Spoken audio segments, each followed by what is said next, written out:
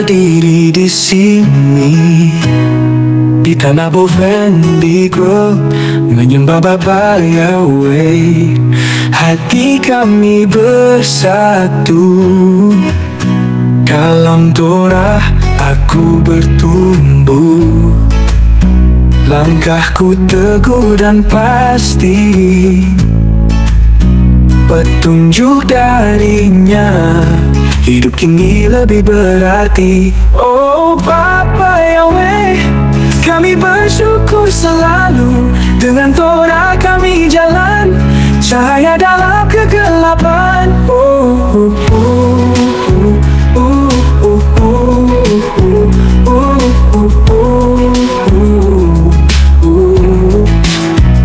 Suara alam memanggil, kami jawab dengan doa. Hidup dalam keharmonian, kasih dan kebenaran, rasa damai dalam jiwa, hidup penuh harapan. Bapa Yahweh tuntun langkahku, tiada lagi keraguan.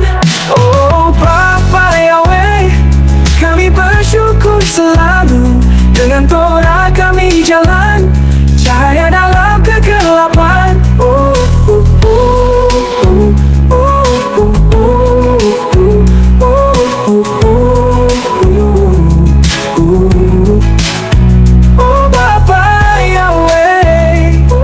Bersyukur selalu. Dengan Torah kami jalan, cahaya dalam kegelapan.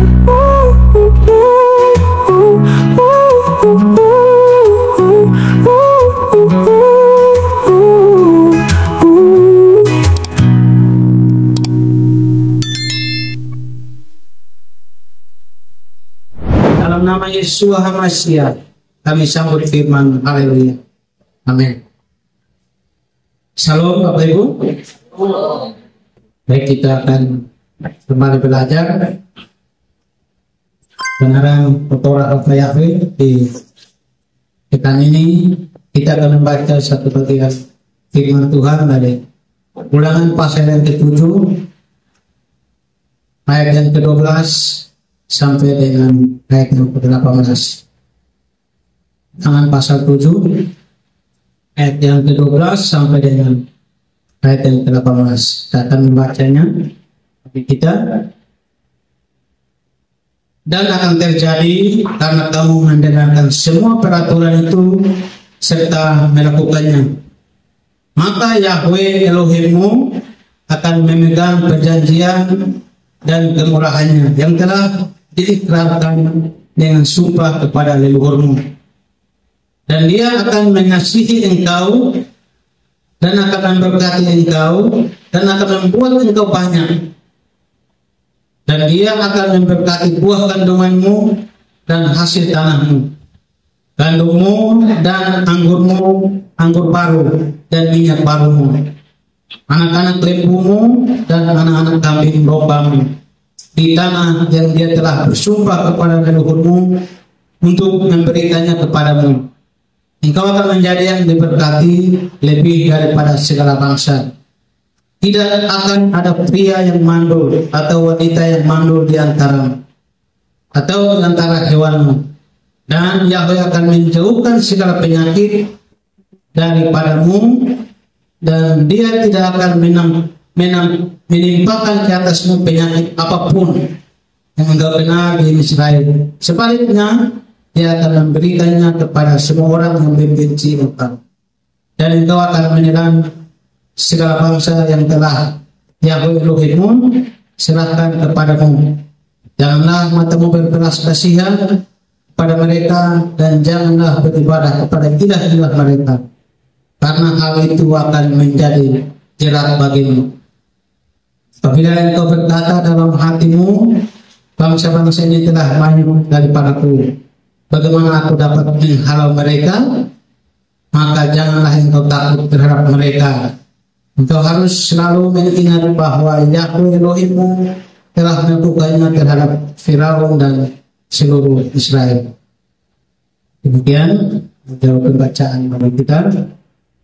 Pada saat kita pekan ini berbicara tentang Ekef, atau karena itu Jadi Ulangan pasal 7 sampai dengan pasal yang ke-11 berbicara tentang Ekef. Bapak Ibu yang saya kasih dalam Yesus Hamasiah, dari bacaan kita boleh lihat bahwa dalam hidup hari-hari ini orang hidupnya itu mau diberkati. Siapapun pasti dia mau hidupnya diberkati.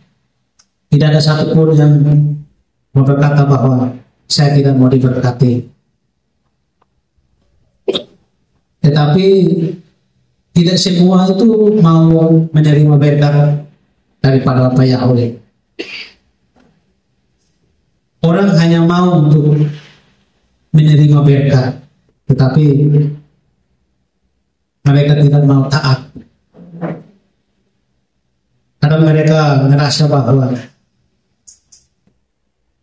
ikut Bapa Yahweh atau mau taat itu adalah sesuatu yang sulit. Melakukan firman itu katanya sulit, tetapi mereka mau untuk berkat, tetapi untuk taat itu orang tidak mau. Bahkan mereka mau merasa bahwa kalau mengikut Tuhan itu banyak keinginan kita itu akan tidak bisa kita capai, sehingga orang tidak mau. Nah, kalau kita mau belajar dari kisah salah satu tokoh dalam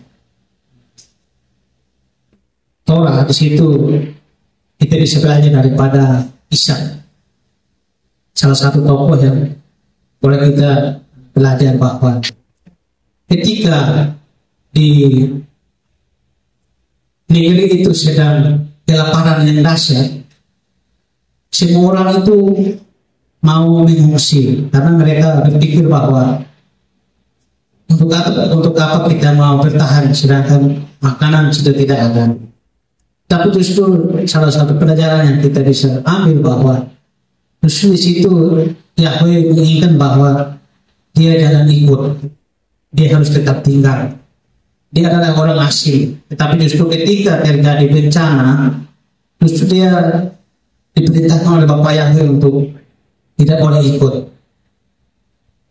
Mungkin secara manusia dia akan bertanya, saya mau makan apa kalau saya tetap ada di sini? Tetapi justru setelah pertanyaan itu tidak muncul, dia melakukan apa yang diperintahkan. Justru dia tidak ikut rombongan untuk pindah ke Israel. Di situ pun Bapa Yahweh memerintahkan bahwa dia harus menabung, dan dia melakukan apa yang diperintahkan oleh Bapa Yahweh. Dan hasilnya adalah firman Tuhan katakan bahwa dia mendapatkan hasil itu 100 kali lipat. Dari situ kita belajar bahwa ketika Ishak melakukan suatu tindakan iman atau ketaatan, maka Bapa Yahweh melakukan bagiannya. Nah, hari-hari ini kita pun boleh belajar bahwa kita manusia itu mau menerima berkat, tetapi kita tidak mau melakukan bagian kita. Sehingga kita tidak heran kalau hari-hari ini pun orang akan meninggalkan Yeshua karena hidup di mana mereka mengalami kesulitan. Dari pada saat kita pekan ini kita akan belajar bahwa bangsa Israel di mana Mose memanggil mereka untuk mereka melakukan suatu tindakan. Kita membaca tadi bahwa Mose memerintahkan mereka untuk melakukan bagian mereka, yaitu mereka harus menjaga Torah Yahweh itu sendiri. Nah, ketika mereka melakukan bagian mereka, maka yang itu akan melakukan bagiannya Yahweh. Dari sini kita belajar bahwa ketika bangsa ini dipanggil oleh Mose, bahkan diingatkan bahwa ada yang harus mereka kerjakan, yaitu mereka harus menaati, mereka harus menjaga setiap perintah-perintah yang Bapa Yahweh ingin mereka kerjakan di dalam Torah itu sendiri. Bahkan sebagai upah dikatakan bahwa Yahweh akan menjaga perjanjiannya, bahkan kebaikannya itu. Ketika mereka melakukan ketaatan dengan menjalankan, melakukan setiap perintah-perintah Yahweh, maka Yahweh pun akan melakukan bagiannya. Dikatakan bahwa ada upah, yaitu mereka akan menepati janji Yahweh itu sendiri, bahkan mereka akan membuat bangsa itu menjadi besar. Karena kebaikan yang Bapak Yahweh sudah berjanji kepada leluhur mereka, yaitu kepada Abraham, Ishak, dan Yakub. Ketaatan kepada perintah itu akan menghasilkan berkat. Jadi kita sudah baca bahwa ketika umat Israel melakukan suatu tanggung jawab mereka, yaitu ketaatan mereka, maka ada berkat yang diterima tadi. Tadi kita membaca bahwa di situ Torah mengatakan bahwa mereka akan diberkati, bahkan mereka tidak akan mandul, bahkan setiap binatang mereka akan bertambah banyak, kambing domba mereka itu akan bertambah banyak. Tetapi semua itu akan dinyatakan, bahwa semuanya itu akan diterima jika mereka mau taat. Jadi Bapak Yahweh akan memberkati, akan melakukan bagiannya jika umat itu pun melakukan bagian mereka, sehingga adil. Nah, itu yang Bapak Yahweh inginkan, bahwa kita mau menjadi anak-anak Bapak Yahweh itu jangan kita mau berharap bahwa kita mengikut Tuhan hanya untuk diberkati, padahal kita tidak melakukan bagian kita. Tuhan mau supaya ada timbal balik, bukan kita hanya menuntut supaya kita diberkati, tapi kita tidak melakukan apa yang menjadi bagian kita. Sehingga ini menjadi suatu peringatan bagi kita bahwa kita harus melakukan bagian kita ketika Tuhan mau melakukan bagiannya. Dari sini pun kita belajar bahwa ketika mereka melakukan apa yang ketika bangsa ini melakukan apa yang Bapa Yahweh inginkan, yaitu perintahnya, ketetapannya itu dilakukan, bukan hanya keberhasilan yang mereka terima, tapi dikatakan bahwa mereka tidak akan sakit, bahkan penyakit itu akan diluputkan daripada mereka. Jadi Bapak Yahweh menuntut bahwa ketaatan, yang Bapak Yahweh buat itu jauh lebih banyak yang diminta oleh Bapak Yahweh. Yang dituntut Bapak itu taat, yang dituntut Bapak Yahweh itu ketaatan kita. Tetapi yang Bapak Yahweh buat itu banyak. Dunia pun menawarkan, hari-hari dunia pun menawarkan berkatnya, tetapi berbeda dengan Bapak Yahweh. Dunia justru dia tidak menuntut. Dari awal itu dunia tidak pernah menjanjikan bahwa nanti kalau diberkati terus syaratnya tidak. Dia memberikan dulu, tetapi pada akhirnya dia akan membawa kita kepada kebinasaan. Tapi Bapak Yahweh pun justru menginginkan bahwa ketika kita mau diberkati, kita harus melakukan bagian kita. Nah, ini yang menjadi peringatan bagi bangsa Israel ketika mereka nanti masuk ke tanah perjanjian. Ini peringatan bagi bangsa ini bahwa Bapak Yahweh sudah berjanji kepada leluhur mereka bahwa mereka akan diberkati, mereka akan diberikan tanah perjanjian. Tetapi sebelum mereka ke sana, Moses mengingatkan mereka, jangan sampai ketika mereka di sana, mereka menjadi lupa akan apa yang Bapak Yahweh inginkan dalam hidup mereka. Sehingga Moses tidak pernah berhenti untuk mengingatkan bangsa ini, supaya mereka tetap mentaati perintah Bapak Yahweh. Mereka tetap menjaga setiap putusan Bapak Yahweh, dan mereka harus mentaatinya. Bapak Ibu yang saya kasih dalam Yesus Masih, bahkan Moses mengingatkan mereka bahwa ketika mereka sudah di sana, ke tanah perjanjian, mereka tidak boleh takut. Ketakutan itu tidak boleh ada untuk bangsa Israel, karena bangsa yang ada di sana adalah bangsa-bangsa yang besar, sehingga membuat mereka menjadi takut. Hingga Moses kembali mengingatkan mereka. Ketakutan itu tidak boleh ada. Mereka harus mengingat bahwa mereka bersama dengan Bapa Yahweh yang kuat. Mereka harus mengingat bahwa Yahweh sudah melakukan lebih dulu, di mana Dia membebaskan mereka. Dia membawa mereka keluar dari tanah Israel. Ada Firaun yang begitu hebat. Tapi Bapa Yahweh boleh membuat berkah, sehingga membuat bangsa itu bisa bebas. Mereka boleh keluar, sehingga menjadi sebuah ingatan bahwa bangsa yang ada di sana itu jangan sampai membuat engkau menjadi takut. Jangan sampai bangsa yang ada di sana membuat engkau menjadi gentar. Sehingga dalam bacaan kita tadi di ayat yang ke-18 di pasal 7 dikatakan bahwa janganlah engkau takut terhadap mereka. Engkau harus selalu mengingat bahwa Yahweh Elohimmu telah melakukannya terhadap Firaun dan seluruh Israel. Ini adalah bentuk kekuatan daripada Mose bahwa tidak boleh takut. Bahkan di dalam ayat ke-21 dikatakan bahwa orang Israel tidak boleh kompromi. Dalam ayat ke-21 dikatakan bahwa jangan engkau gentar. Tidak boleh gentar kepada bangsa yang ada di sana, yang ada di dalam tanah Kanaan. Karena mereka Yahweh telah ada di tengah-tengahmu, yakni Elohim yang agung dan dahsyat.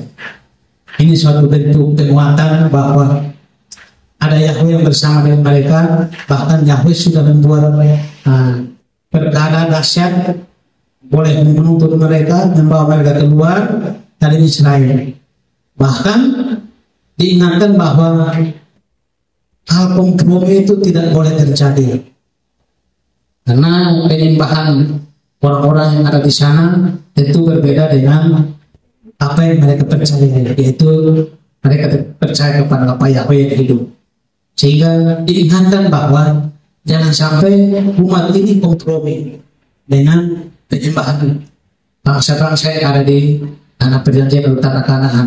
Sehingga diingatkan bahwa jangan sampai kamu terpengaruh dengan berhala-berhala yang ada di sana. Tapi justru diingatkan bahwa setiap berhala itu harus dimusnahkan. Kalau kita baca lebih lanjut tadi, kita katakan setiap berhala itu harus disingkirkan, karena Yahweh tidak menghendaki bangsa ini berbalik kepada penyembahan-penyembahan yang salah. Karena itu merupakan suatu kekejian di mata Bapa Yahweh. Bapak Ibu yang saya kasih dalam Yesus Hamasiah, dalam pengajaran Mose kepada umat itu pun dia boleh mengingatkan bahwa mereka harus mengingat bahwa pemeliharaan Bapa Yahweh bagi umat itu selama perjalanan mereka. Mereka tidak boleh melupakan itu. Ketika mereka boleh bersama dengan Bapa Yahweh, walaupun dalam perjalanan itu umat itu pun banyak melakukan pelanggaran, tetapi mereka harus mengingat bahwa Yahweh tidak pernah meninggalkan umat itu. Bahkan Dia terus menyertai mereka, sehingga itu tidak membuat mereka harus melupakan Bapa Yahweh ketika mereka sudah ada di tanah perjanjian. Bahkan mereka harus mengingat bagaimana hidup mereka sulit. Mereka harus mengingat bagaimana ketika mereka memberontak kepada Bapa Yahweh, justru di situ Bapa Yahweh boleh membuat mereka, walaupun mereka harus ditegur, mereka harus diingatkan, tapi ingatan atau teguran Bapa Yahweh itu mungkin keras, tegas bagi mereka, tapi itu merupakan suatu bentuk didikan bagi umat itu, sehingga mereka jangan sampai melupakan Yahweh atau Elohim mereka, sehingga umat itu harus tetap hidup bergantung kepada Bapa Yahweh. Perjalanan mereka yang begitu panjang, yaitu waktu yang begitu lama, tetapi umat itu pun kita boleh melihat bahwa kadang mereka memberontak, tetapi kasih Bapa itu pun selalu ada bagi mereka, walaupun mungkin mereka harus dididik dengan kekerasan atau dengan didikan yang keras, tetapi setiap didikan itu membuat mereka untuk bersandar kepada Yahweh. Mereka diproses selama 40 tahun, tetapi itu bukan sebuah proses yang membuat mereka harus membenci Bapak Yahweh karena proses yang begitu lama.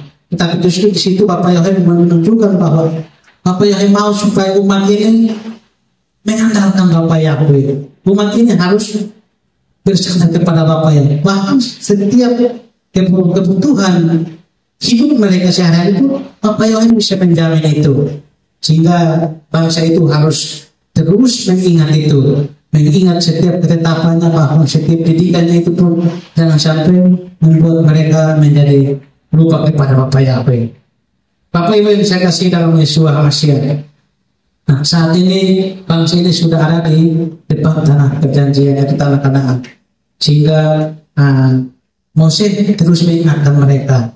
Kalau kita membaca di dalam pasal 8 di ayat yang ke-8 di situ bahwa tanah itu adalah tanah yang penuh dengan gandum, tanah yang melimpah dengan jelai, tanah yang melimpah dengan anggur, tanah yang melimpah dengan buah ara, buah delima, dan buah zaitun, serta kurma dan madu.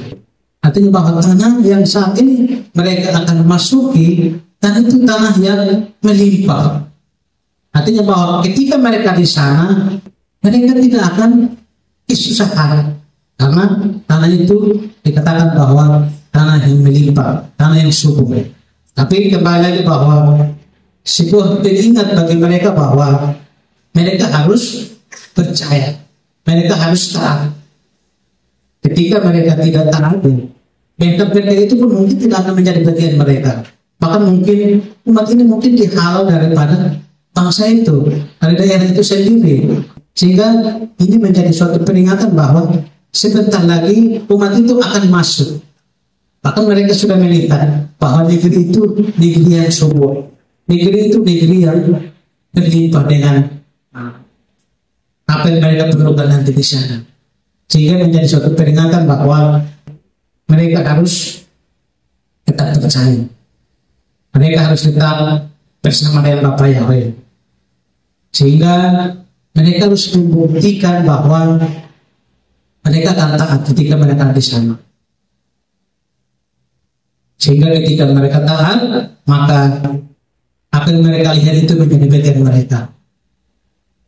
Sehingga kita kalau membaca di dalam ayat pasal 8 ayat 10 pun dikatakan bahwa engkau akan makan dan kenyang, maka engkau akan memuji Yahweh Elohimmu di dalam negeri yang baik yang telah diberikan kepadamu. Negeri yang penuh dengan gandum, negeri yang penuh dengan jelai anggur, dan negeri yang subur akan membuat bangsa itu menjadi berhasil. Dan diinginkan untuk bagaimana mereka harus memuji Yahweh. Ketika mereka sudah makmur, sudah berhasil, harus memuji Bapak Yahweh. Namun semua itu akan datang, berkat-berkat itu akan datang jikalau bangsa itu harus taat. Bahkan saya boleh diingatkan bahwa mereka harus jangan sampai melupakan Yahweh dengan mengabaikan setiap perintah, bahkan setiap ketetapannya dan setiap keputusan-keputusannya. Maka ketika mereka mengabaikan itu, negeri itu akan menjadi bencana bagi mereka. Tetapi ketika mereka bisa melakukan apa yang Bapak Yahweh inginkan, yaitu ketetapannya dijaga, dipelihara, maka negeri yang akan berlimpah itu akan membuat bangsa itu menjadi makmur. Mereka akan menerima berkat-berkat yang dikatakan tadi bahwa mereka bisa berkembang, mereka tidak mandul, mereka akan berhasil, bahkan ternak mereka pun akan bertambah banyak. Bapak Ibu yang saya kasih dalam Yesus Masih, Moses pun mengingatkan bahwa bangsa ini harus menghindari yang namanya kesombongan. Seringkali kesombongan itulah yang membuat seseorang itu menjadi lupa diri. Nah, ini menjadi peringatan juga bagi bangsa Israel bahwa ketika mereka ada di sana, jangan sampai kesombongan itu timbul dan membuat mereka menjadi melupakan Bapa Yahweh.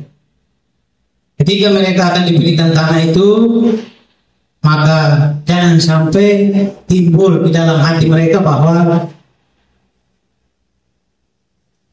mereka diizinkan untuk masuk karena mereka itu baik. Itu menjadi peringatan bagi mereka bahwa jangan sampai mereka dibawa masuk itu karena kebaikan. Tetapi kalau kita membaca adalah pada saat ini dikatakan bahwa itu karena Yahweh memakai tongkat penghukuman kepada bangsa itu, atau bangsa Kanaan atau orang-orang yang ada di sana. Jadi itu bukan karena kebaikan mereka yang membuat untuk Bapa Yahweh itu membawa mereka masuk. Nah, itu menjadi suatu peringatan bagi umat itu bahwa jangan sampai mereka merasa bahwa karena kebaikan kami maka kami layak untuk masuk di negeri ini. Bapak Ibu yang saya kasih dalam Yesus Masih, dalam pasal yang ke-9 ayat yang ke-4 itu dikatakan bahwa jangan engkau berkata dalam hatimu, ya aku membawa aku masuk ke negeri ini karena kebenaranku. Ini adalah bentuk kesombongan yang harus dihindari oleh bangsa ini. Bahwa ketika mereka sudah sukses, sudah makmur, sudah berhasil, jangan sampai mereka berkata bahwa karena kami ini benar, karena kami ini baik, sehingga negeri ini layak untuk menjadi bagian kami. Justru di situ dikatakan bahwa di ayat yang kelima itu jelas dikatakan bahwa itu karena kefasikan daripada bangsa itu bangsa yang ada di Kanaan. Jadi itu bukan karena kebaikan umat ini, tetapi karena kefasikan daripada bangsa itu. Bahkan dalam ayat yang ke-6 dikatakan bahwa itu bukan karena kebenaranmu, karena engkau adalah bangsa yang tegak tengkuk. Jelas bahwa mereka harus menjadi orang yang jangan sampai menjadi orang yang sombong. Jadi melupakan apa yang sebenarnya Yahweh lakukan. Apa yang sebenarnya Yahweh berikan bagi mereka itu bukan karena kebaikan mereka, tetapi itu semua karena kemurahan Bapa Yahweh. Bahkan dikatakan bahwa karena bangsa itu melakukan kesalahan yang tidak baik di mata Bapa Yahweh, sehingga bangsa Israel pun boleh diberikan negeri itu. Bapak Ibu saya kasih dalam Yesus Masih. Bahkan kalau kita boleh belajar bahwa Mose pun mengingatkan bahwa bangsa ini ketika mereka bersama dengan Bapa Yahweh itu mereka banyak melakukan pelanggaran, dosa-dosa yang boleh dikatakan bahwa itu suatu kekecilan yang membuat mereka harus menerima teguran yang cukup keras. Dikatakan bahwa mereka membuat patung lembu untuk mereka sembah. Itu adalah sebuah dosa yang sangat fatal, sehingga Bapa Yahweh harus menghukum mereka.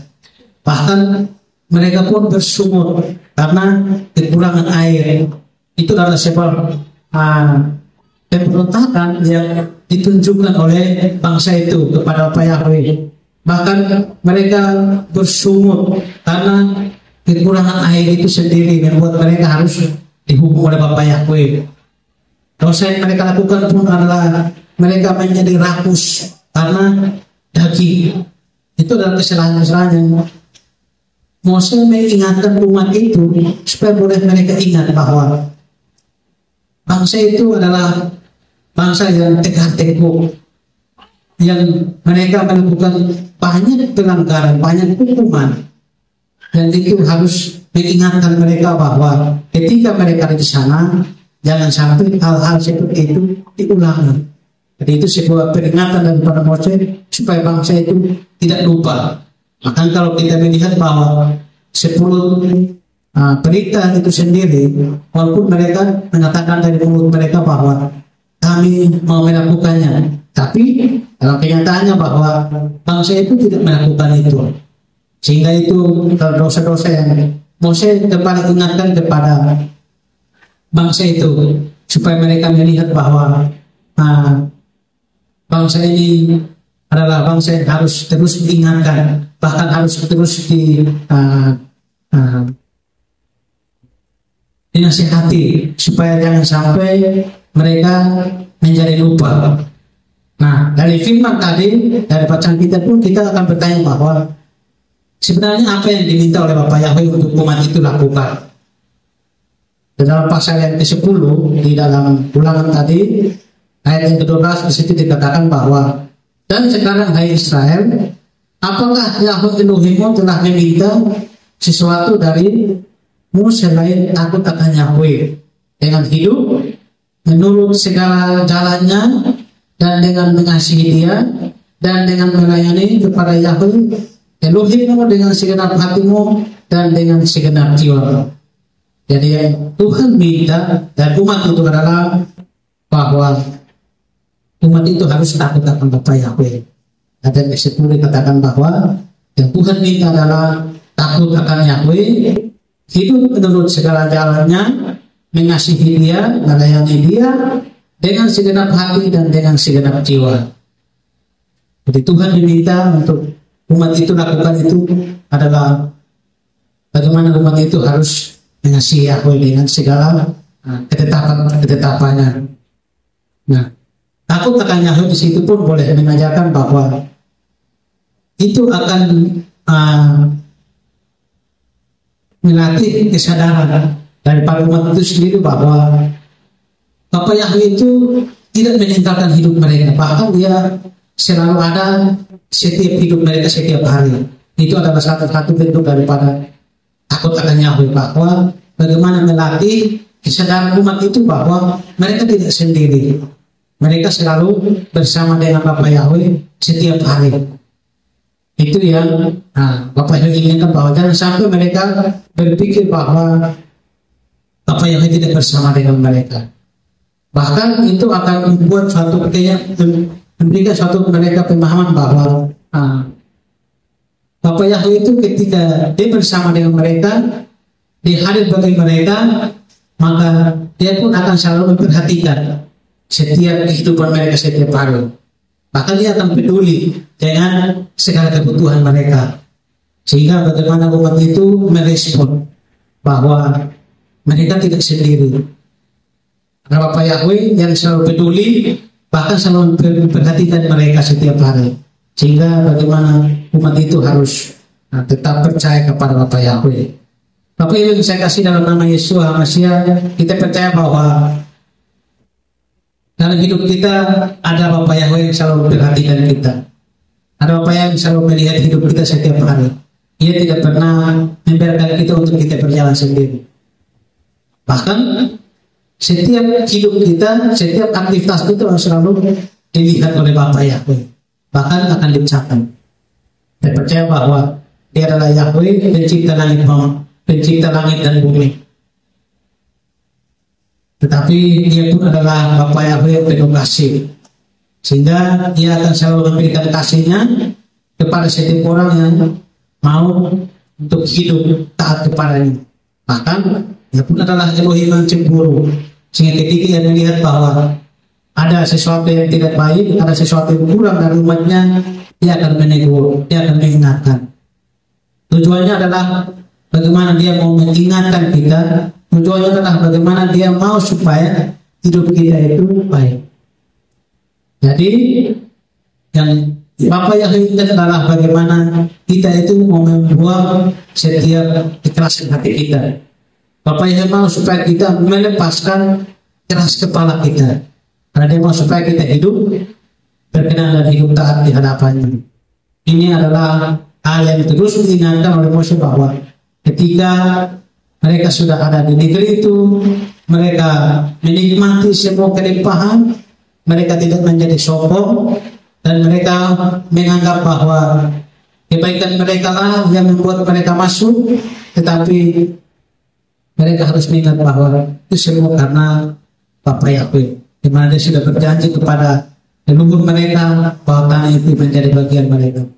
Dan karena bangsa itu melakukan hal-hal yang jahat sehingga mereka pun boleh diizinkan. Hal yang diingatkan Mose pun adalah bagaimana bangsa Israel pun harus hidup di dalam mengasihi Bapa Yahweh dan harus menjaga semua perintah-perintah dan ketetapannya. Nah, Mose mengingatkan bahwa bangsa itu harus mengingat bagaimana penyelamatan Bapa Yahweh ketika mereka berada di Israel dan bagaimana penyertaan Bapa Yahweh bagi mereka di dalam perjalanan itu walaupun dengan waktu yang begitu panjang dan mereka harus dididik, mereka harus diajar lewat setiap didikan yang mereka harus terima, dan bagaimana mereka pun harus ingat bahwa walaupun perjalanan mereka itu begitu lama, tetapi Tuhan selalu menyediakan setiap kebutuhan mereka. Kita tahu bahwa ada mana yang setiap hari mereka harus terima, bahkan perjalanan mereka yang walaupun begitu panjang, tetapi mereka tidak memiliki kelelahan fisik. Bahkan pakaian yang mereka pakai pun tidak rusak. Itu adalah sebuah bentuk yang Mose ingatkan bahwa betapa kasihnya Bapa Yahweh bagi umat itu, sehingga bagaimana mereka harus menjaga perintah-perintahnya, atau bagaimana mereka harus menjaga setiap ketetapannya dan melakukannya dengan segala ketaatan mereka. Nah, bagaimana umat itu harus memiliki suatu komitmen kepada apa yang mereka sudah terima, apa yang mereka sudah dapat daripada Bapa Yahweh itu sendiri, sehingga itu menjadi suatu nasihat bagi Mose bahwa Bapa Yahweh itu baik, Dia mengasihi mereka sehingga mereka boleh ada sampai dengan saat itu. Bahkan Dia tidak pernah meninggalkan mereka, sehingga mereka pun jangan sampai merupakan Bapa Yahweh.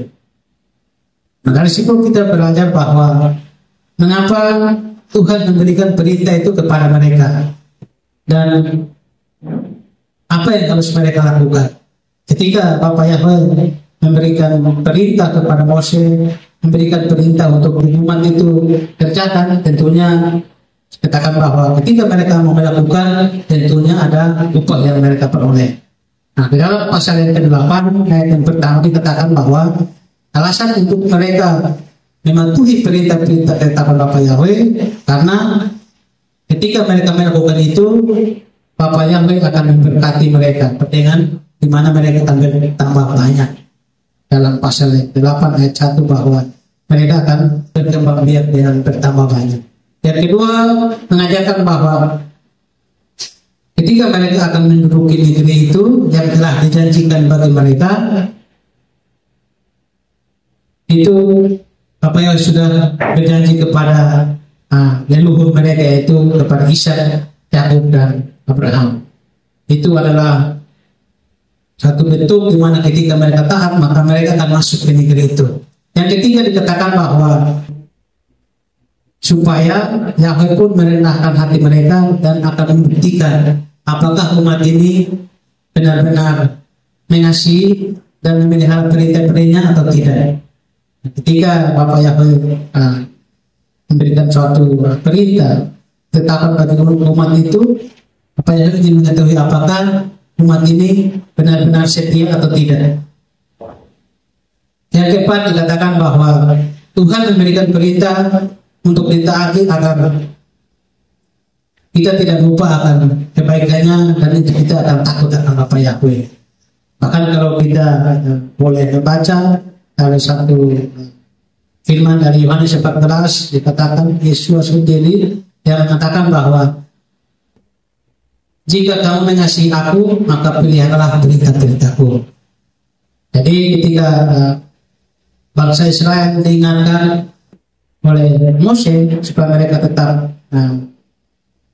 mengasihi Bapa Yahweh dan melakukan perintah-perintahnya, Yesus pun boleh mengatakan bahwa Jika kita mengasihi dia, maka kita harus memelihara perintah-perintahnya. Bahkan kalau kita membaca di dalam Matiahu 4, di situ dikatakan bahwa ketika Yesus sedang berpuasa, maka selama 40 hari 40 malam dia sedang berpuasa, maka sesetan melihat bahwa Yesus sedang lapar, sehingga dia datang untuk mencoba Yesus. Dan dia mencoba Yesus, dia mengatakan bahwa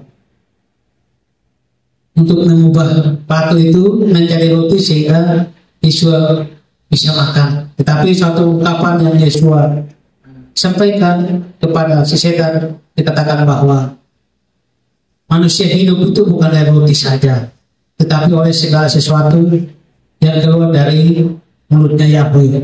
Itu pun suatu ungkapan atau suatu kutipan yang kalau Ulangan pasal 8 ayat yang ketiga pun itu yang disampaikan oleh Mose kepada umat Israel, bahwa manusia itu hidup bukan dari roti saja, tapi setiap firman yang keluar dari mulut Yahweh. Artinya di situ mengingatkan bahwa manusia itu tidak bisa hidup tanpa Bapa Yahweh, tanpa firman. Kita bisa berusaha dengan segala kekuatan, bahkan mungkin kita akan merasa bahwa saya sukses, saya berhasil, tapi itu tidak akan menjamin bahwa kita akan tetap kuat. Kita membutuhkan firman, kita membutuhkan orang dalam hidup kita, sehingga itu tidak membuat kita menjadi orang yang merasa bahwa kita tidak membutuhkan Tuhan. Kita percaya bahwa tanpa Bapa Yahweh hidup kita akan sia-sia. Dari pernyataan itu dikatakan, daripada pernyataan tadi itu pun boleh kita belajar bahwa tujuannya adalah bagaimana umat itu Bapa Yahweh ingatkan mereka supaya mereka telah menaati perintah-perintah Bapa Yahweh. Bagaimana umat itu harus tetap setia kepada ketetapan-ketetapan Bapa Yahweh. Nah, Bapak Ibu yang saya kasih dalam Yesus Masih, kalau kita belajar dari perasaan kita hari ini, dikatakan bahwa perasaan Eke mengajarkan kepada kita bahwa karena itu artinya bahwa ketika kita mendapatkan, ingin memiliki atau ingin memperoleh berkat-berkat Bapa Yahweh, maka kita harus melakukan sesuatu. Tentunya yang diminta oleh Bapa Yahweh adalah bagaimana kita menjaga setiap ketetapan-ketetapannya. Ada yang harus kita kerjakan, maka karena itu akan menjadi bagian kita. Kita diberkati karena kita melakukan. Kita diberkati karena kita taat. Jadi pada saat Eke boleh mengingatkan kita bahwa jika kita melakukan Torah Bapa Yahweh, ketetapan-ketetapannya, maka bagiannya Bapa Yahweh pun akan menjadi bagian, akan diberikan bagi kita. Bahkan kalau kita boleh belajar dari pernyataan Yesus dalam Matiahu pasal yang ke-7 ayat yang ke-12 dikatakan bahwa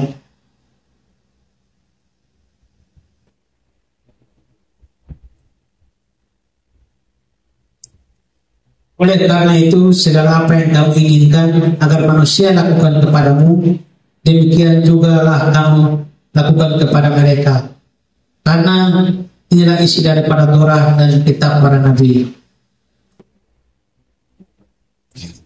Yesus menjelaskan bahwa kitab Torah dan para nabi dibangun dalam prinsip bahwa segala sesuatu yang kita lakukan akan dilakukan kepada kita. Ketika kita melakukan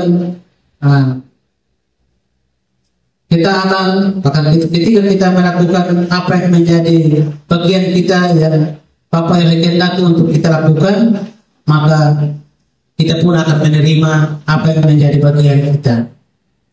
Ini adalah menjadi prinsip daripada ukuran daripada Bapa yang, yaitu prinsip dengan takaran yang Yesus ajarkan dalam bagi setiap umat-umatnya. Bahkan di dalam Lukas pasal yang ke-6, di situ dikatakan bahwa di dalam ayat yang ke-37, Yesus sendiri mengatakan bahwa jangan menghakimi maka kamu sekalipun tidak akan dihakimi.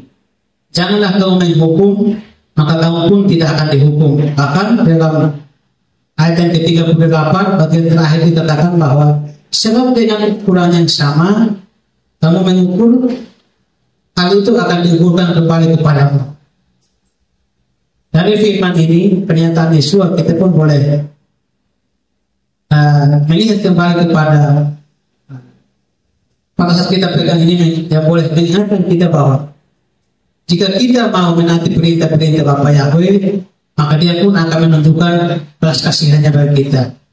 Karena ada ukuran dan takaran tadi, sehingga kita pun boleh belajar bahwa ketika Tuhan memerintahkan umat Israel untuk mereka patuh, mereka melakukan ketaatan, bahkan mereka menjaga ketetapannya, Bapa Yahweh pun akan memberikan mereka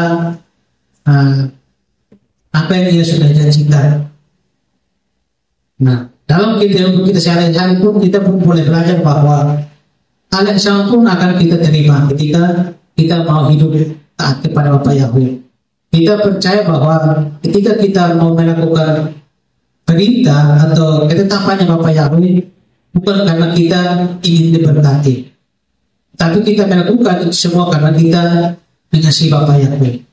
Tapi ketika kita menerasakan iman kita atau kepercayaan kita bahwa kita mau melakukan segala ketetapannya untuk kita diberkati, maka satu pengajaran dari Yesus dikatakan bahwa apa yang kita terima adalah sesuatu yang tidak akan binasa, yaitu kita sedang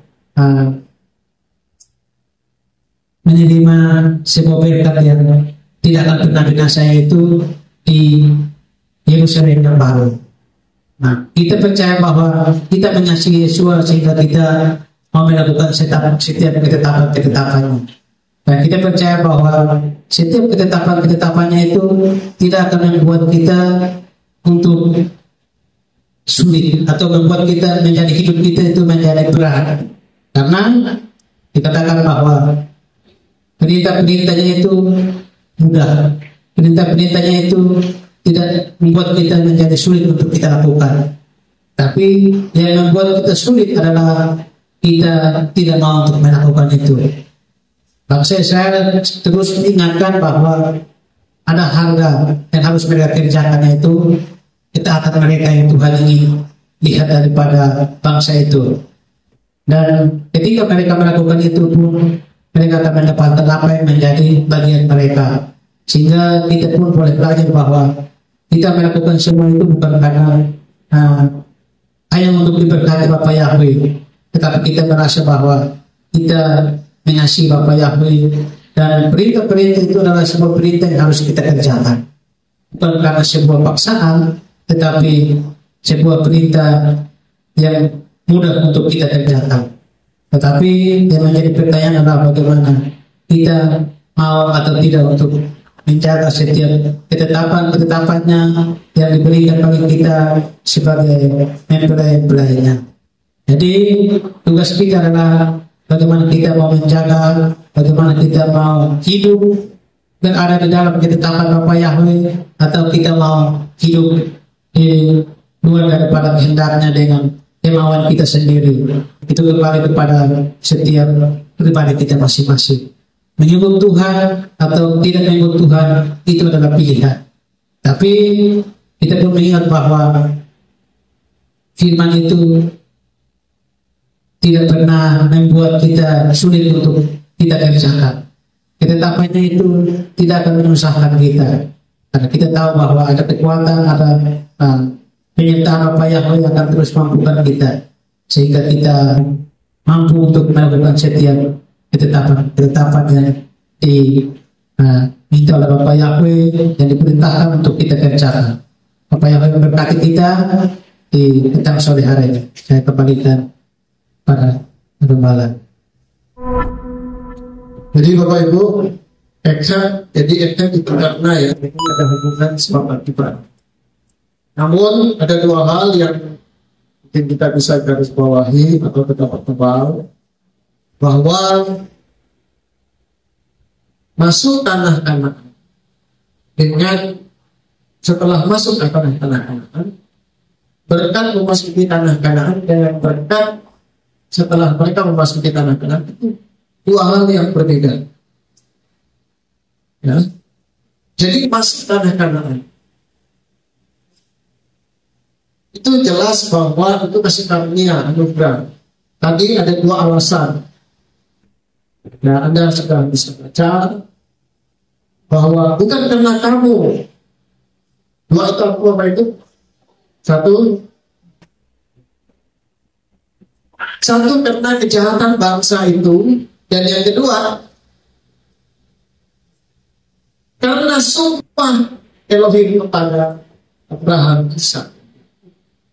Dua hal itu yang membuat Elohim memberikan nama kepada Ishak. Makanya 3 kali kalau saya baca Ulangan 9, bukan karena kebenaranmu, bukan karena kebenaranmu, bukan karena apa ya? 3 kali. Penekanan 3 kali kita sudah tahu dalam Judaism dan Israel itu dalam penekanan yang sangat serius. Ya. Jadi masuk tanah Kanaan atau kita boleh menerima keselamatan itu bukan karena kita, jelas itu karena kasih karunia. Dan kita sangat setuju dengan semua pasti setuju. Ya. Jadi karena anugerah, oleh karena Yeshua, maka kita boleh diselamatkan. Ya. Dan itu penggenapan dari janji Elohim. Siapa di dalam Hamasya, dia adalah keturunan Abraham. Setiap keturunan Abraham berhak. Walaupun kita tidak bisa menjadikan satu. Sekalipun kita sudah mengenal pribadi Elohim dan Mesias Yeshua, tapi kita tidak bisa disamakan dengan Israel yang adalah bangsa pilihan. Dua hal itu tidak bisa. Baik secara genetik itu memang Israel itu biji matanya yang benar. Ya, bangsa yang secara khusus, Bapak ya. Ini dia makanya dalam istilah Ibrani itu absegular. Absegular itu harta kesayangan. Jadi Tuhan mengasihi kita semua, tapi yang paling dikasihi dari semua kita itu Israel. Jadi ada harta kesayangan, di antara semua harta kesayangan itu pasti ada satu harta, dua harta yang permata atau berlian, nah itu yang paling. Nah Tuhan memilih Bani Israel. Ya. Jadi dua hal itu mesti garis bawahi.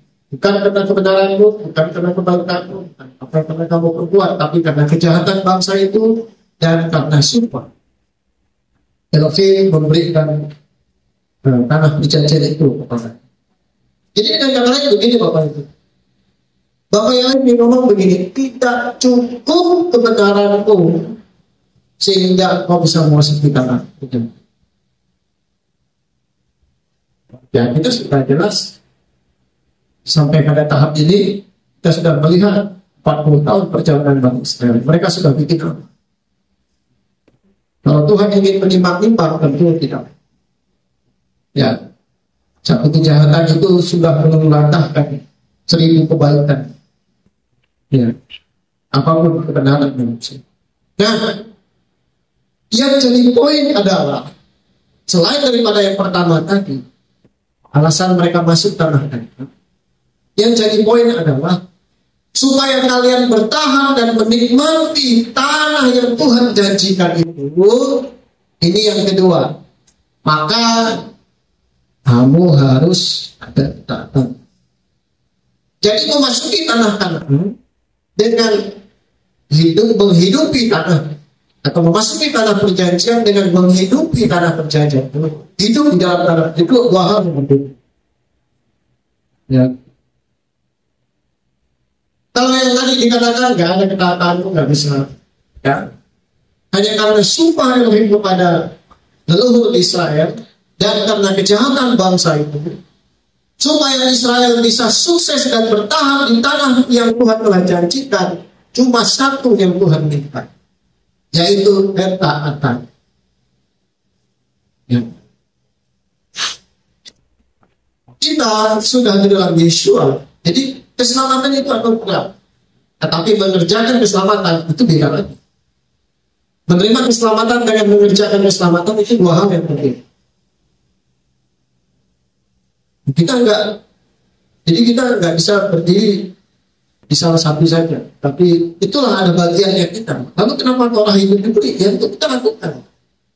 Ya kalau semuanya kasih karunia kita nggak perlu kita hidup dalam firman, apa Tuhan kasih perintah Tuhan? Apa yang Tuhan kasih firman kalau bukan untuk apa? Tapi ada alasannya tadi, Pak Yunus, untuk membuktikan kesetiaanmu, membuktikan bahwa engkau mengasihi. Barang siapa mengasihi Allah, dia melakukan apa yang Tuhan perintahkan. Jadi kesuksesan Bani Israel ya di masa depan atau kemakmuran yang Israel akan alami di tanah perjanjian itu hanya bisa dijamin dengan ketaatan, tidak ada lain. Ya, masuk tanah Kanaan memang kamu anugerah.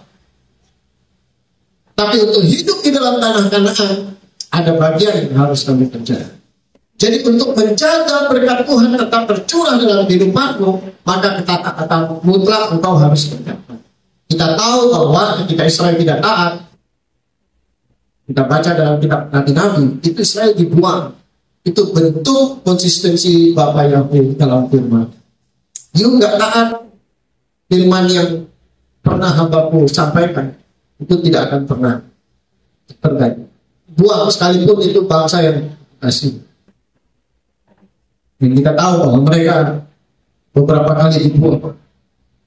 Babylon, ya, Persia dan segala macam. Romawi, ya, karena ketidaktaatan. Makanya kasih karunia tidak akan meniadakan bentuk dari ketaatan. Jangan salah kita bahwa semua kasih karunia bahwa selalu kita serta-merta dengan tangan kosong. Ya, nah, Elohim berfirman kepada Bani Israel, ketika kalian menikmati berkat yang Tuhan curahkan di tanah perjanjian, kalau kalian menikmatinya, itu artinya itulah kebenaran yang kalian kerjakan. Paham ya? Ketika seseorang diberkati, itu sebuah ukuran. Ya, ketika Israel diberkati di tanah perjanjian, itu sebuah ukuran. Hidup kalian benar. Tapi kalau kalian mengalami utuh, sederhananya hidup kalian tidak benar, makanya kalian menerima hal yang tidak baik. Itu janji Tuhan.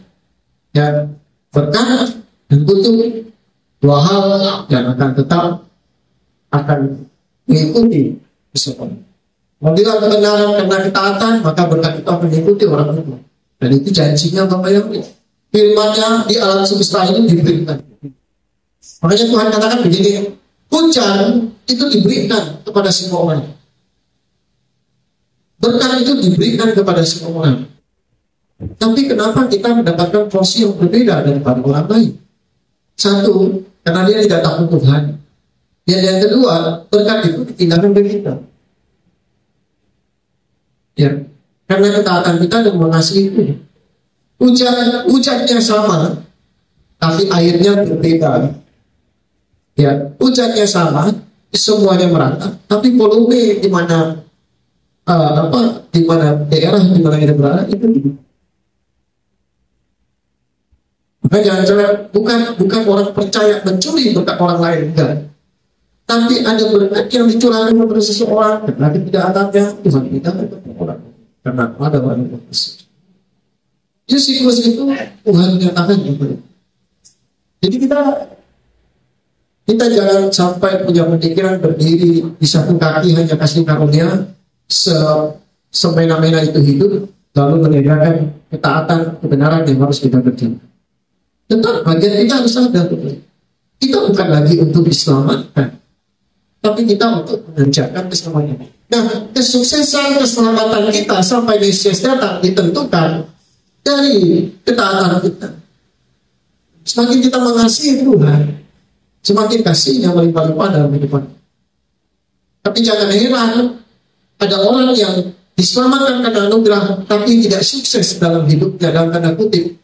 Ada yang bukan, ada yang menyangkal Tuhan, ada yang hidup di dalam hidupnya. Kenapa? Karena dia lebih berpikir untuk mengasihi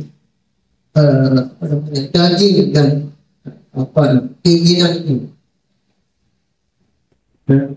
Jadi dua hal ini penting bagi kita, bahwa kesuksesan memasuki tanah perjanjian dan kesuksesan hidup di tanah perjanjian itu dua hal yang, walaupun kita katakan semua karena anugerah memang betul, tapi untuk menjalani hidup di dalam tanah perjanjian ada bagian yang harus kita kerjakan. Ketaatan mula yang akan menjamin kesuksesanmu, kemakmuranmu di tanah yang aku berikan. Ya. Kalau kita maju ke depan, kita sudah lihat contoh dari perkataan Mose ini, kita maju ke depan. Ya. Bait suci dihancurkan 2 kali. Kurang apa lagi? Ya. Perkakas tabernakel tercecer kemana-mana. Apakah Tuhan mengendaki? Kan nggak mungkin lah Tuhan mengendaki tempat Yerusalem itu, ya, tempat penyembahan itu diinjak-injak oleh bangsa-bangsa yang tidak bersunat dan tidak benar. Tetapi pasti ada. Dia bertindak itu karena Israel yang memang jahat. Bait suci itu dihancurkan ada 3 dosa. 1, penyembahan berhala. 2, pembunuhan. 3, persinahan. Itu jelas. Makanya Yesus disalibkan di tahun, ya ada yang tahun 30, bilang ada yang tahun 33 dan sebagainya. Ya. Tapi tahun 70 setelah Masehi, bait suci kedua itu dihancurkan. Ya. Salah satunya kenapa? Ada penumpahan darah terhadap orang yang tidak bersalah, yaitu Yesus. Ya. Nah, dalam Ulangan pasal 9 ayat 6 di sana dikatakan bahwa bukan karena kebenaranmu maka Yahweh Elohimmu memberikan kepadamu tanah yang baik untuk dimiliki, karena kamu adalah bangsa yang keras kepala. Kalau Tuhan memberikan satu bahasa keras kepala, artinya itu sudah konotasinya itu lagi. Kita tidak memperhalus Bapak Ibu. Memang kalau keras kepala itu keras kepala. Kalau dikatakan bodoh. Ya. Ini menyatakan bahwa Israel itu memang seperti itu. Bahkan ada klausul lagi, ada kata-kata tegak hukum. Ya. Bahkan Elohim berkata tidak ada bangsa yang keras kepala seperti Bani Israel. Tapi menariknya Tuhan masih tetap mengasihi. Dia membuktikan bahwa dia adalah Tuhan yang kasih. Dia tidak akan dipengaruhi oleh Israel seperti apa, tapi dia akan membuktikan perkataan. Maka setiap orang yang percaya kepada dia tidak akan dipermalukan. Kalau firman yang berkata demikian, dia akan tetap akan mengerjakan. Makanya Israel keras kepala, tergantung memberontak, dia ingat perkataannya kepada Abraham, Ishak dan dia akan melaksanakan. Nah, Bapak Ibu yang dikasihi Yesus, lalu kalau tadi kita melihat bahwa 2 jawaban Elohim, kalau Tuhan katakan bukan karena kebenaranmu, lalu kenapa dia memberikan kepada Bani Israel? Jawabannya itu kedua, karena kejahatan bangsa itu dan karena sumpah kepada leluhur Israel, Abraham, Ishak.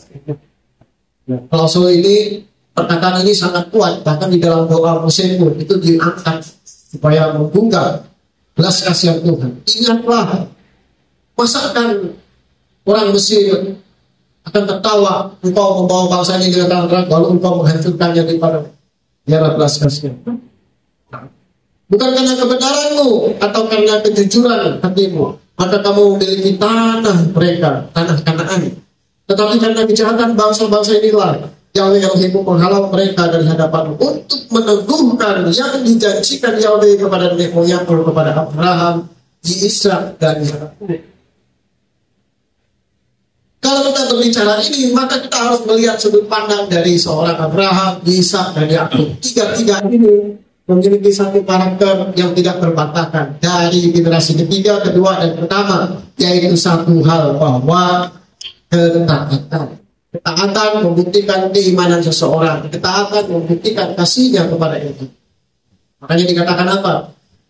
Iman itu harus dibuktikan dengan perbuatan. Ya, Iman itu harus dibuktikan dengan perbuatan, dan Abraham melakukan itu dan menjadi contoh bagi saya dan saudara. Dia bukan hanya mendengar Tuhan katakan keluarlah, dia betul-betul keluar. Dia bukan hanya mendengar persembahkanlah anakmu yang kau kasih, dia persembahkan betul, Bapak. Makanya Yakobus katakan iman tanpa perbuatan pada hakikatnya mati. Tunjukkan imanmu. Kalau tidak kau lakukan, bagaimana aku melihat bukti imanmu? Dengan kata lain, Elohim berkata kepada Abraham, tunjukkan kalau kau beriman kepadaku, kalau kau percaya kepadaku, kalau kau mengasihi aku, dengan memberikan putramu yang kau kasih. Itu bukan Ismail, tapi Ishak. Ya. Dan Ishak pun mengambil bagian dalam proses itu. Dia sebagai seorang anak yang mendengar dan tunduk kepada bapaknya. Dia bukan seorang anak kecil yang tidak tahu apa-apa, dibawa ke altar lalu mau disembelih, tidak. Dia sudah besar. Dia sudah dewasa, dia sudah cukup memiliki pengertian. Dia tahu bahwa iman yang dipegang oleh bapaknya adalah iman yang sungguh-sungguh. Maka walaupun dia tahu bahwa mungkin ada pertanyaan, sampai begitukah bapak mengasihi Tuhan Elohim sehingga ia harus mempersembahkan? Maka Ishak pun harus berkata, aku pun mau sebagai bagian. Mungkin Abraham sebagai melakukan tindakan sebagai eksekutor, aku sebagai yang dieksekusi. Ya. Dia bertanya kepada Abraham, Pak, kau mau mempersembahkan korban kepada Elohim? Ya. Ini mesbah sudah ada, ayu sudah ada. Lalu korbannya kemana? Tadi aku nggak tahu. Ya. Elohim yang akan menyediakan. Masih tentang hal yang sama. Abraham berkata dengan iman. Tetapi dalam tindakannya kita dapati, mungkin kita bisa membayangkan ceritanya. Tidak ada seorang orang tua yang tidak memiliki kasih kepada anaknya. Walaupun dia mengasihi Elohimnya, tetapi tidak mungkin. Ya. Pasca dari tindakan Abraham yang mempersembahkan Ishak yang digantikan dengan Yahudi ciring, yang digantikan dengan domba, apa yang terjadi Bapak Ibu? Mamanya kan meninggal, Ishak. Ya, Sarah yang memandang Ishak. Ketaatan ada harga yang harus dibayar. Satu sisi Abraham naik level, tetapi Tuhan ingin membawa Abraham untuk tetap mengasihi. Peristiwa yang baik dialami Abraham. Anaknya diselamatkan, tetapi istrinya meninggal. Dia tahu bahwa begitu Abraham sangat mengasihi Sarah. Ya, bahkan sampai dia kebingungan mencari seorang pendamping bagi Ishak. Karena dia tahu bahwa selama ini Sarah lah yang menjadi penopang.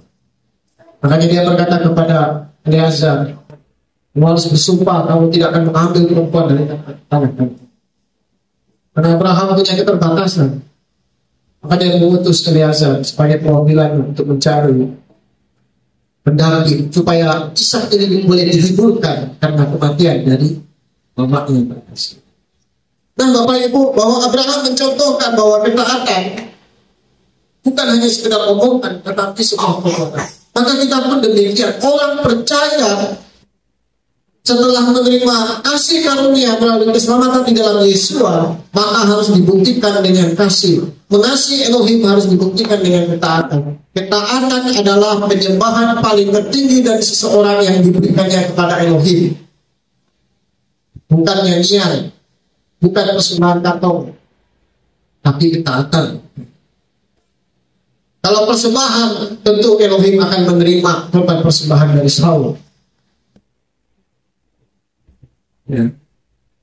Kalau hal-hal yang, kalau karena kekuatan, tentu Saul sudah memberikan kemenangan atas Bani Israel. Tidak, Bapak Ibu. Semua itu seolah-olah cacat di mata Elohim. Gara-gara apa? Instruksinya sudah jelas. Jangan kau sisakan. Tetapi niat hati dan ketakutannya terhadap pasukannya, akhirnya apa? Dia membawa itu sebagai motifnya, sebagai korban persembahan. Ya, Samuel sedih dan merasa kecewa. Bukankah ya kita akan itu lebih daripada sebuah korban. Nah kita pun demikian, perjalanan kita bukan lagi orang yang tidak diselamatkan masuk ke keselamatan. Kita sudah mengenal Mesias Yesus, kita sudah mengenal Yesus sebagai Tuhan. Nah untuk sampai pada pertemuan kedua, untuk sampai pada pertemuan di awan-awan, kesuksesan itu hanya bisa dikerjakan dengan ketaatan kita kepada firman Tuhan. Ya. Kenapa banyak orang berkata? Karena mereka tidak tahu. Karena mereka tidak mengasihi Tuhan. Karena mereka tidak hidup di dalam firman Tuhan. Karena mereka tidak bergantung pada Tuhan. Jadi garansi jaminan orang Israel hidup makmur sukses di tanah perjanjian cuma ada satu, ketaatan. Jangan berulang kali Mose itu berulang kali. Kenapa berulang kali? Karena Mose tahu ini adalah akhir dari seluruh perjalanannya. Kalau bisa sebagai orang yang bijak yang telah mengalami banyak hal, aku ingin menasihatkan kepada kamu sebelum aku kembali kepada wanita. Ya. Bahkan Mose pun menerima satu pewahyuan. Maka dia katakan bahwa kamu kelak akan memberontak kepada itu. Jadi Tuhan sudah tahu seperti apa. Jadi lalu pertanyaannya begini, kalau Tuhan sudah tahu bahwa Israel itu akan memberontak, Israel akan meninggalkan Elohim, kenapa dia masih memberkati? Ya, kenapa dia masih memberkati sang saudara? Kenapa dia masih memberkati Israel? Kalau dia sudah tahu. Apakah Tuhan tidak tahu kalau Adam dan Hawa itu akan bersalah dan berdosa dan memberontak? Tentu Tuhan tahu. Kalau dia tidak tahu, dia benar Tuhan. Lalu apa yang bisa dilakukan?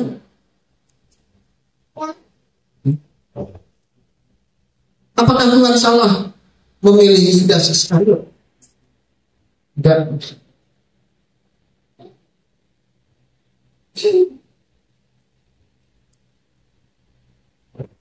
Tuhan tetap memberkati Israel walaupun dia tahu di waktu-waktu depan dia akan meninggalkan dia. Mengapa? Karena itu adalah pilihan setiap.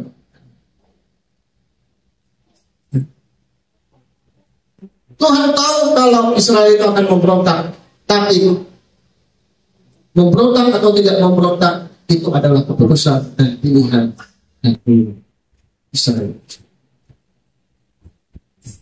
Tuhan percaya sama saya dan saudara, dia percaya. Lalu siapa yang bisa membuktikan kepercayaan itu? Tidak ada lain. Saudara dan saya yang harus membuktikan. Tuhan Yesus. Dan itu sudah dikembalikan kepada kita. Dia percayakan dan sedemikian banyak orang. Mari para imam sudah belajar. Maka pilihan panggilan. Tuhan tidak salah menetapkan Yudas. Tapi Yudaslah yang menggagalkan pilihan. Bukan Tuhan yang menggagalkan pilihan. Perkara dia menggantung perkara itu pilihan. Tahu?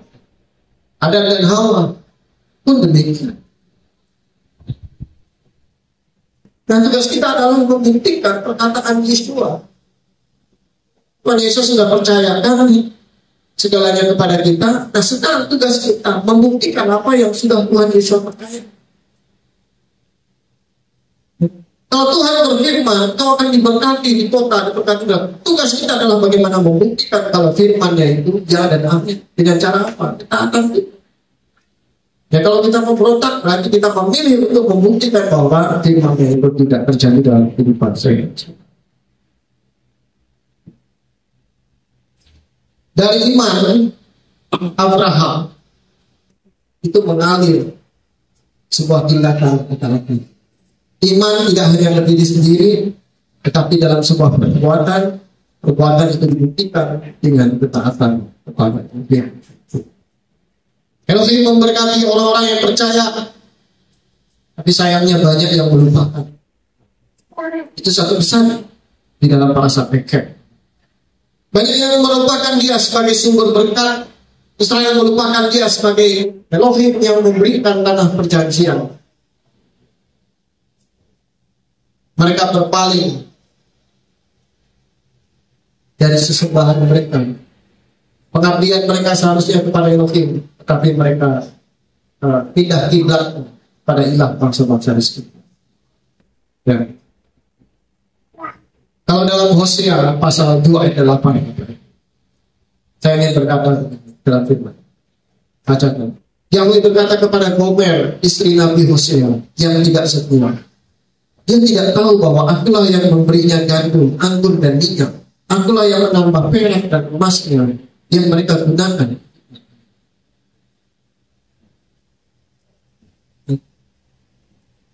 Ya, ini hubungannya kita. Banyak kita nggak sadar bahwa Tuhanlah yang telah memberi kita gaji, Tuhanlah yang memberi kita kesehatan, Tuhanlah yang memberi kita rumah. Kenapa kita bisa sampai melupakan itu? Kenapa dari semua parasat selalu ujung-ujungnya adalah dispati, ya, perintah. Ungkapan Yesus sudah jelas, Yohanan 14:15. Kalau engkau mengasihi aku, peliharalah perintahku. Tapi Yohanan tadi mengatakan perintahnya tidaklah berat. Yang berat, Tuhan sudah mempercayakan perintah-perintahnya, tapi melakukannya atau tidak itu tergantung. Ya. Di akhir dari ini Bapak Ibu, bahwa saya katakan dan mengingatkan juga semua bagi saya maupun bagi taatan sejati itu dimulai dari kasih. Ada anak muda dikatakan apa? Dari sejak kecil aku sudah diajarkan dan aku sudah takut akan ini. Segala macam jangan sudah ada. Oh bagus Yesus katakan. Tapi ada satu yang kurang. Jualah segala harta milik, bagikanlah kepada orang miskin, dan ikutlah. Apa yang terjadi Bapak Ibu? Apa yang dia ucapkan itu tidak ada bukti sama sekali. Dengan kata lain bahwa oke, kalau gitu buktikan kalau kamu menghasilkan. Jual hartamu, ikutlah harta. Walaupun kita nggak melihat ceritanya, apakah kejadiannya betul-betul Tuhan minta, kita nggak tahu. Tetapi ungkapan itu mengingatkan bahwa kasih itu hanya bisa dibuktikan dalam sebuah tindakan, bukan ucapan saja. Makanya kita diajarkan untuk mengenal firman Tuhan. Selain daripada mengenal, kita juga dituntut untuk melakukan firman. Kalau cuma mengenal tanpa melakukan firman Tuhan, kita akan menjadi seperti orang munafik, mengingkari dari firman.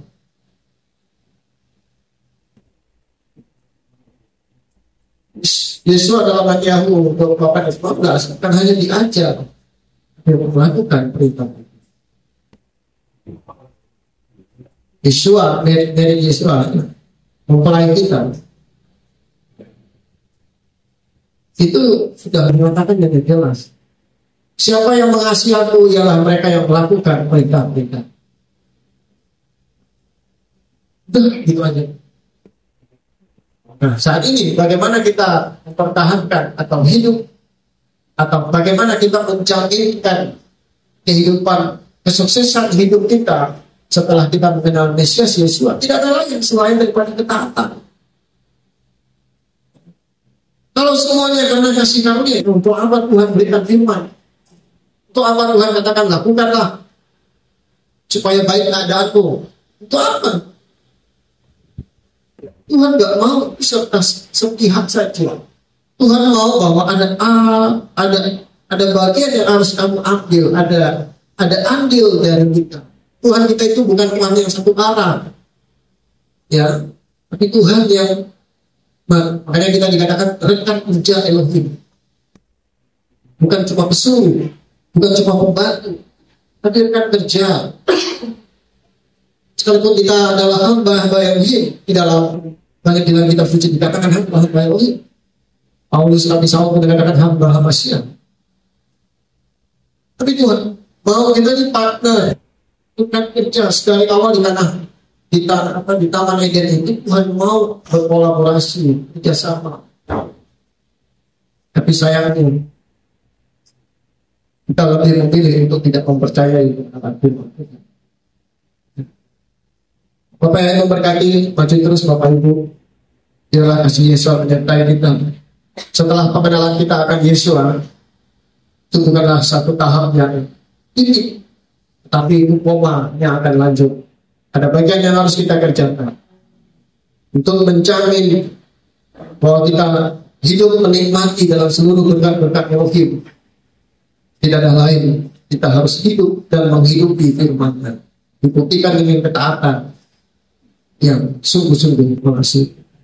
Biarlah Roh Kudus mampukan kita bukan hanya mengenal, tetapi juga melakukan firman. Mari kita berdoa. Kami bersyukur kepada-Mu Elohim Yahweh. Terima kasih hari ini kami boleh belajar except karena ada satu hal timbal balik, ada satu hal yang tidak bisa dikerjakan dari satu arah. Tetapi Tuhan mau, walaupun Tuhanlah yang menginisiasi, walaupun Elohimlah yang memulai segala sesuatu, kasih karunia dan anugerah itulah dinyatakan bagi kami. Keselamatan melalui Yesus Hamasa itu bukan karena perbuatan kami, tetapi pengerjaan keselamatan. Tapi setelah pengenalan dan anugerah melalui Yesus Hamasa, tidak serta-merta kami memiliki pikiran semua karena kasih karunia lalu membuat diri kami semena-mena. Ada bagian yang harus kami kerjakan. Kami tidak mau mengambil bagian seperti orang-orang dunia, memanfaatkan kebaikan Tuhan hanya untuk kepentingan pribadi. Tapi kami mau ya Tuhan, pembelajaran Torah hari ini kepentingan pula yang lebih utama. Karena kami sudah diselamatkan, seharusnya kami melakukan apa yang Tuhan minta. Tuhan tidak minta lain selain takut akan Elohim. Tuhan tidak minta lain selain menghati yang mengasihi. Mampukan kami Bapa Yahweh. Kami sadar bahwa kami pun ya Tuhan makhluk ya Tuhan. Kami pun ciptaan ya Tuhan yang penuh dengan keterbatasan ya Bapa Yahweh. Kadang kami ya Tuhan jatuh bangun. Tapi biarlah Roh Kudus terus mengingatkan kami ya Tuhan untuk stand up, berdiri sebagai seseorang yang berani untuk terus mengerjakan bersama. Kami juga rindu untuk menjadi history maker, pencetak sejarah seperti Sadrak, Mesak, Abednego, seperti Daniel, seperti Yosef, seperti yang Tuhan Abraham, Ishak, Yakub, dan Tuhan bahkan leluhur ya saksi iman. Kesetiaan dan ketaatan dan karena kesetiaan dan hati yang mengasihi kepada Elohim dibuktikan dengan ketaatan mereka. Sekalipun walaupun nyawa bahan kehidupan harus dipertaruhkan. Terima kasih Bapak yang ucap syukur. Ajar kami Bapak dimampukan untuk mengenal pribadi-Mu semakin dalam dan melakukan firman-Mu. Nasihat yang sama Nabi Moshe ya Tuhan berikan kepada Bani Israel itu juga diberikan kepada kami agar kami menjalani keselamatan yang telah dianugerahkan Elohim melalui Yesus Kristus Hamasiah tidak berakhir dalam sebuah kesia-siaan, tetapi kami menyelesaikan pertandingan iman kami. Apa yang telah Yesus mulai kami harus kerjakan sampai selesai. Karena kami tahu kemenangan kami adalah ketika kami memandang muka dengan muka Yesus Hamasiah dan kami berjumpa dengan pribadi Elohim. Kami tahu ada banyak harga yang dibayar ya Tuhan, tapi kami percaya apa yang kami kerjakan ya Tuhan, bahkan harga yang kami bayar atas apa yang telah tidak sebanding dengan apa yang telah Elohim anugerahkan. Karena kami tahu anugerah itu tidak akan bisa dibayar dengan apapun. Tetapi kalau kami diberikan satu kesempatan untuk melakukan firman-Mu, melakukan perintah-perintah-Mu, berikanlah hati yang penuh dengan kerendahan hati, sungguh-sungguh komitmen penuh dengan ketetapan untuk melakukan firman-Mu. Bahkan tetap dirikan ini pun ya Tuhan, memampukan ya Tuhan, sehingga kami bukan menyatakan diri kami benar, kudus daripada orang lain, tidak ya Tuhan. Tetapi karena kami memiliki ya Tuhan iman, apa yang kami lakukan semata-mata untuk kepentingan kerajaan Samayim, kepentingan Torah, kepentingan dari Elohim pencipta langit dan bumi. Yahweh Mesih. Ya. Terima kasih Bapak. Kami berdoa berikan pengharapan yang lebih lagi bagi Pak Yunias yang Tuhan telah pakai untuk menyampaikan literasi dalam firman-Mu. Saya yang telah diberikan dan memberkati bersama istri dan anak-anaknya, bahkan dalam seluruh pekerjaan, rutinitas, bahkan rumah tangganya, bahkan seluruh cita-cita masa depan diberkati dalam selimpahan Tuhan. Kami semua sama-sama diberkati Tuhan. Biar kami bukan hanya pendengar saja, tetapi kami juga menjadi pelaku kebenaran firman-Mu. Demikianlah bukti dari kasih kami kepada kami. Yesus Maha kami berdoa mengucap syukur. Kami siap membawa korban persembahan kami lebih dalam lagi untuk hormat kemuliaan nama-Mu. Kati apa yang kami bawa untuk korban persembahan bagi nama-Mu, biarlah semua untuk kemuliaan nama-Mu. Sisa yang ada pada kami berikan hikmat, melipat, agar kami boleh kelola dengan bijak dan bukan hanya cukup tetapi berlimpah dalam segala berkat. Terima kasih Bapak yang baik. Terima kasih yang telah memberikan perintah terang, dan terima kasih yang telah memberikan kami kesempatan untuk menyibukkan, menenggelamkan kami dalam pengenalan tentang Torah ini. Yesus Maha yang kami berdoa ucap syukur. Haleluya. Amin.